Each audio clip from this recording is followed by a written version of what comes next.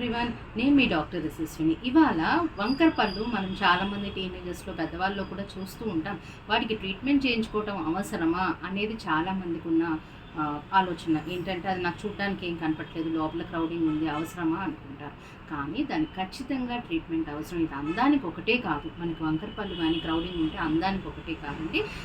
అవి ఉండటం వల్ల మన ఓరల్ హైజీన్ మెయింటెనెన్స్ అంటే నోటి యొక్క శుభ్రత కూడా మెయింటైన్ చేయలేము. ఎందుకంటే వంకరగా ఉంటాం, క్రౌడింగ్ ఉండటం వల్ల బ్రష్ చేసిన అన్ని చోట్లకి వెళ్ళదు.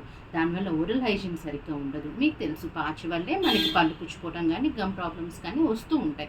సో వంకర పళ్ళు ఉన్న వాళ్ళకి ఈ ప్రాబ్లమ్స్ ఎక్కువ వచ్చే అవకాశం. అలాగే అన్ఈవెన్ ఫోర్సెస్ పడడం వల్ల మిడిల్ ఏజ్ వచ్చేసరికి ఇక్కడ టీఎంజే జాయింట్స్లో పెయిన్స్ వచ్చే అవకాశాలు చాలా ఉంటాయి అన్నమాట. సో వీటన్నిటినీ రేపొద్దుట ఫ్యూచర్లో రాకూడదు అంటే మనం సరైన ఏజ్లో వంకర పళ్ళని కరెక్షన్స్ చేసుకోవాలి.